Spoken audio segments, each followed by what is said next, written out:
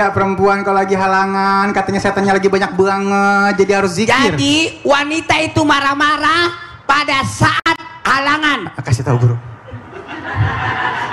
Kenapa? Karena ribet. Jadi jangan coba-coba diganggu.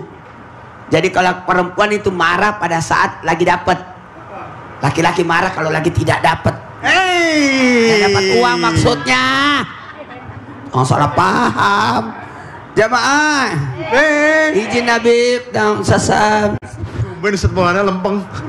Enggak, lagi tidak dapat uang maksudnya. Jamaah. Ada bacaan zikir saat aid pertama. Lagi dapat.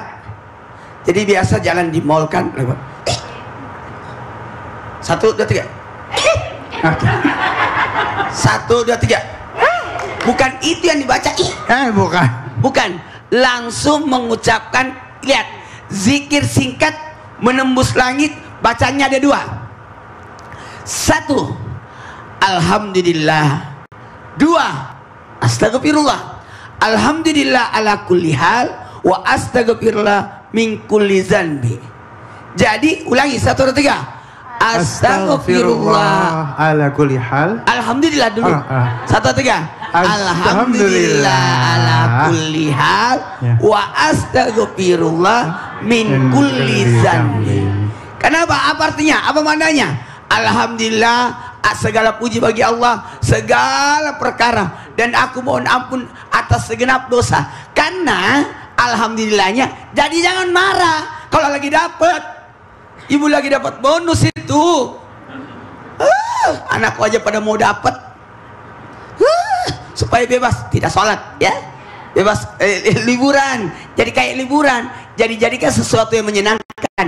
Jangan melihat segala sesuatu yang buruk. Dan istighfarnya jangan sampai kita wanita halangan, lagi halangan, bisa menyebabkan dia mendapatkan dosa. Salah satunya tadi itu yang suka marah-marah. Mana tadi ibunya tuh? Di mana tadi itu ibu? Makanya yang sebelah sana tuh, masa dibilang kita nggak setia? Ya begitu deh. Ya baik, alhamdulillah. Ini tadi ada ilmu yang sangat bermanfaat buat kita semuanya ya. Dan sekarang kita akan lihat cuplikan jamaah umroh Indonesia jadi pusat perhatian di Madinah. Silakan. Oke, baik ya Habibi, mungkin itu. Nanti komentar dong. Nggak berani.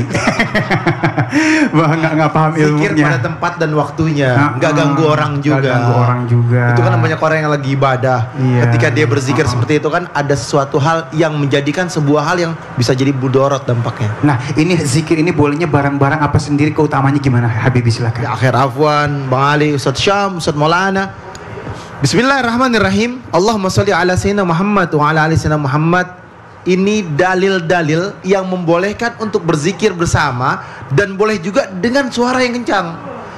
Kita kan sering dengar ulama-ulama kita, orang-orang yang saleh kalau lagi berkumpul, Habib Umar bin Hafiz bin Syekh Abu Bakar bin Salim, selalu kalau lagi kumpul rame-rame tuh ya Allah, ya Allah, ya Allah, dengan kalimat ya Allah. Atau biasanya kalau ulama-ulama juga qala Rasulullah sallallahu alaihi wasallam afdalu ma qultu anna wan nabiyuna min qabli la ilaha illallah.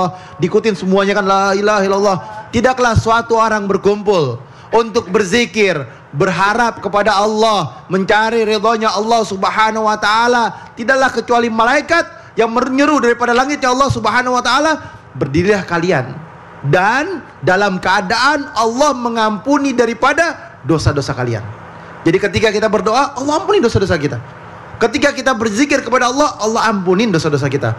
Allah Subhanahu wa taala berfirman, aku kuasa untuk berbuat setiap harapan yang seperti hambaku yang harapkan.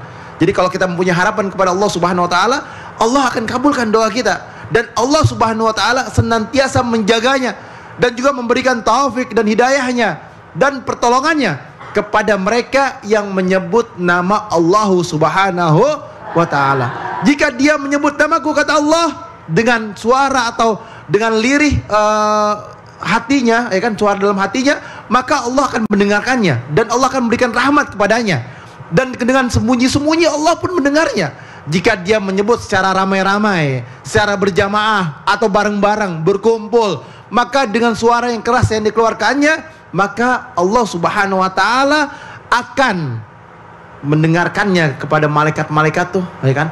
Suara yang keras tersebut malaikat dengar semuanya, maka aku akan menyebutnya di kalangan malaikat yang mulia. Mananya ada dua.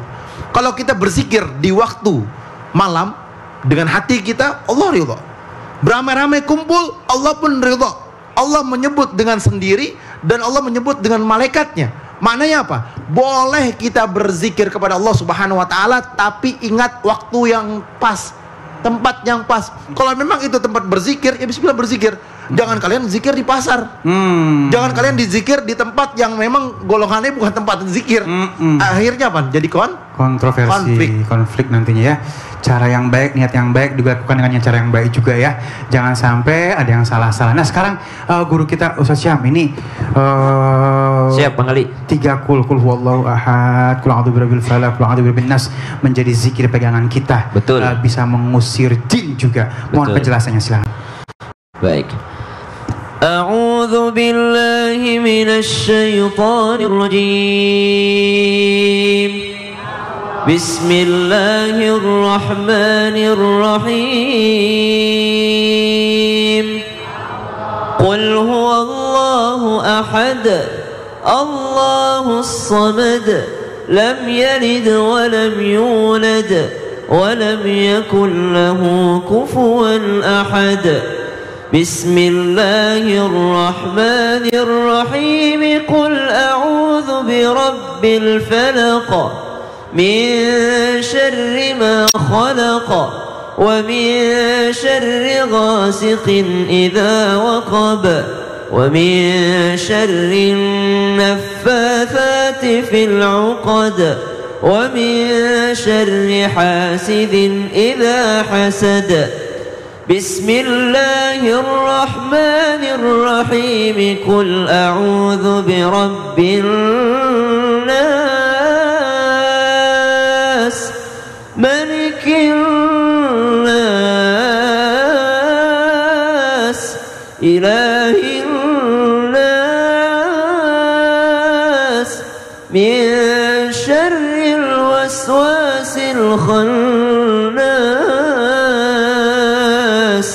alladzi yuwaswisu fi sudurin nas minal jinnati wan nas.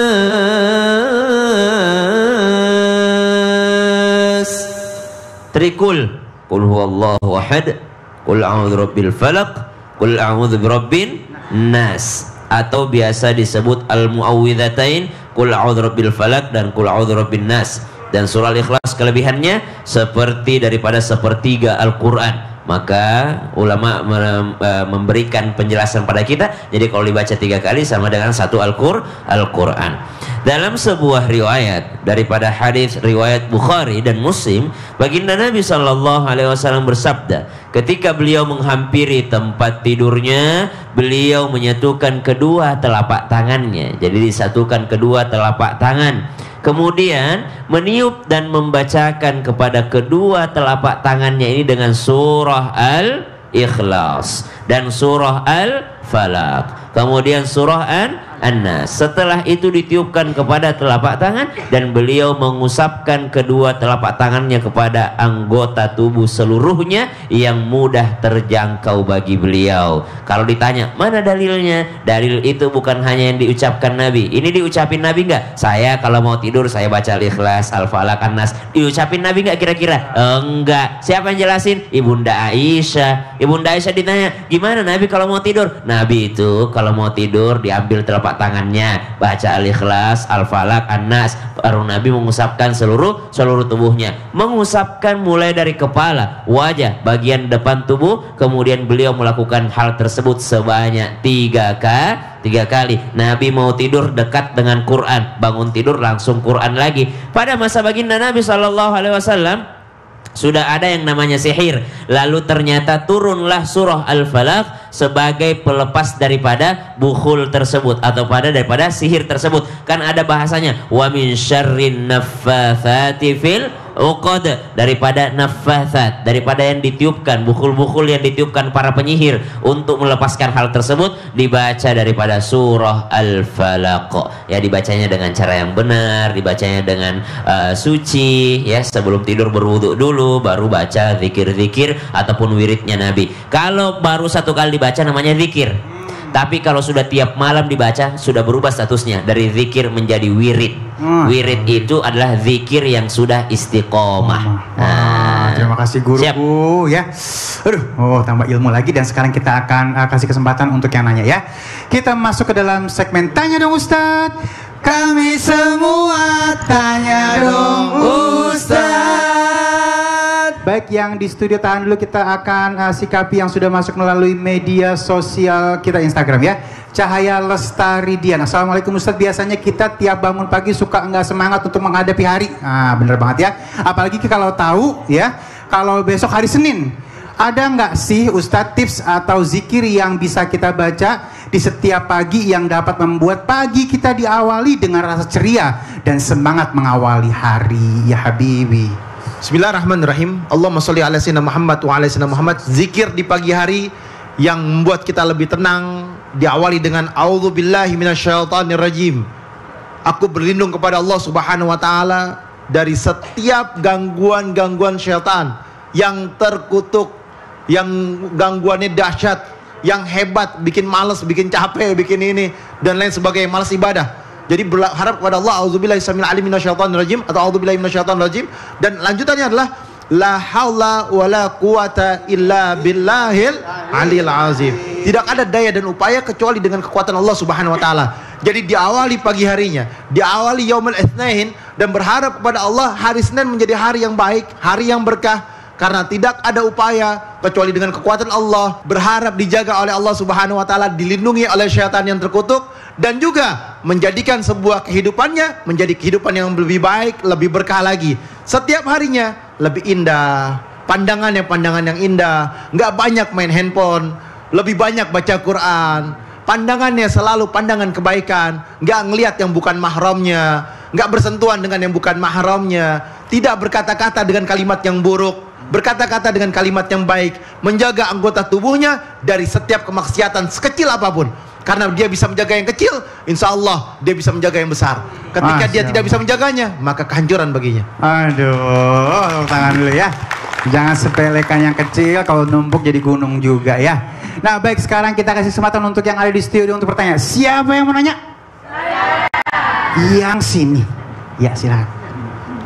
Assalamualaikum warahmatullahi wabarakatuh, Ustaz. Saya Jenes Indrianova, perwakilan dari Majelis Taklim Al Khairiyah Tasikmalaya, Ustaz. Mau menanyakan nih Ustaz, yang kita tahu sekarang ini kan zikir pagi dan zikir petang. Nah, kenapa tidak ada zikir siang, Ustaz? Seperti itu, Ustaz. Terima kasih. Wassalamualaikum warahmatullahi wabarakatuh. Waalaikumsalam warahmatullahi wabarakatuh. Ini Ustaz siapa aja? Ibu namanya siapa, Bu? Namanya tadi siapa? Keren banget namanya siapa? Jones. Pakai mic, Bu. Siapa namanya? Siapa namanya, Bu? Jenes Indrianova. Masya Allah, Jenes Indrianova, Masya Allah, tabarakallah. Tapi Ibu, Ustadz dan seluruh Habib, seluruh jamaah yang di studio dan jamaah di rumah, kita buka dulu Al-Qurannya, surah Al-Ahzab ayat 41 sampai dengan ayat 43. A'udzu billahi minasy syaithanir rajim. Bismillahirrahmanirrahim. يا أيها الذين آمنوا اذكروا الله ذكرا كثيرا وسبحوه بكرة وأصيلا هو الذي يصلي عليكم وملائكته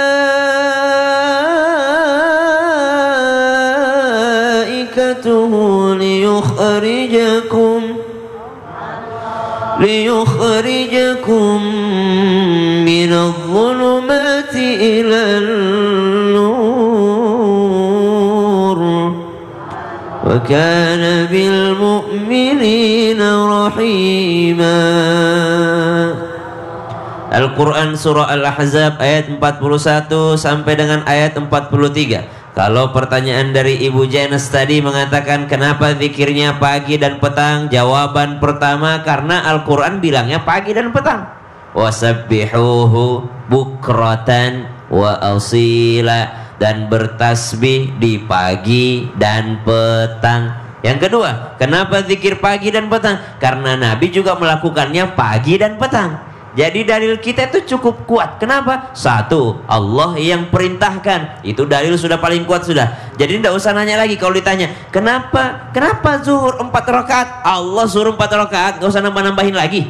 Tidak usah kurang-kurangi, tidak usah nambah-nambahin. Kenapa kita melakukannya? Disuruh sama Allah. Kenapa kau berbakti sama orang tua? Bukan karena orang tuanya baik, tapi karena disuruh sama Allah. Kenapa kau baik sama tetangga? Bukan karena tetangganya baik. Mau tetangga jahat pun saya juga tetap baik sama tetangga. Kenapa? Disuruh sama Allah. Jadi itu dalil paling kuat itu. Ketika beribadah karena disuruh sama Allah. Yang kedua, bukan hanya disuruh sama Allah, tapi dilakukan oleh baginda Nabi SAW. Nabi senantiasa dalam beberapa riwayat, barang siapa yang membaca di pagi hari ini. Barang siapa yang membaca di petang hari ini. Bukan berarti tidak ada zikir siang. Banyak juga diajarin sama Nabi zikir sepanjang waktu. Alladzina yadhkurunallaha qiyaman wa qu'udan wa 'ala junubihim wa yatafakkaruna fi khalqis samawati wal ard. Itu disampaikan oleh Allah dalam firman-Nya dalam surah Ali Imran. Siapa yang orang-orang yang mengingat Allah baik dalam keadaan berdiri. Biasanya kalau berdiri siang, pagi atau sore atau malam, kapan saja, ataupun wa qu'udan atau dalam keadaan duduk nongkrong. Biasanya sore, pagi, siang atau malam. Biasanya sore atau pagi ya. Wa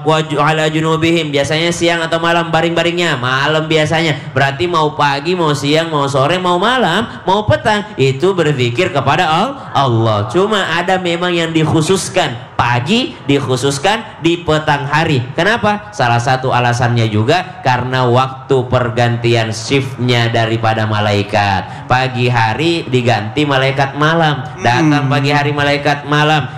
Engkau tadi malam kau tinggalkan dia bagaimana? Aku tinggalkan dia berzikir. Kau datangi dia bagaimana? Saya datangi dia sedang berzikir. Berarti dalam pergantiannya semua malaikat yang melapor sama Allah, laporannya satu, saya tinggalkan dan saya datangi dia dalam keadaan berzikir. Masya Allah, pertanyaan. Terima kasih guruku ya.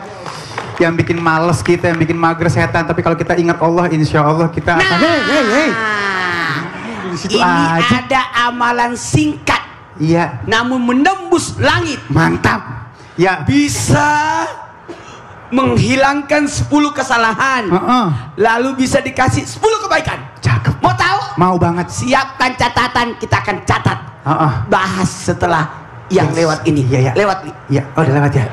Jamaah. Alhamdulillah. Kalau begitu saya lewat.